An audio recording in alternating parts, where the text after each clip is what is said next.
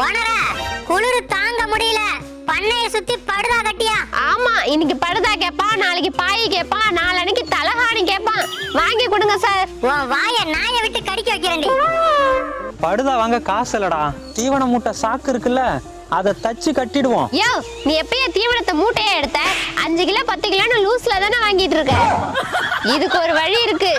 என்ன? காது கேட்காத மாதிரி எந்திரிச்சு போகணும். காட்டையில போறவள. இங்க பாடுறா, அவ சேலெல்லாம் சும்மா தான் இருக்கு.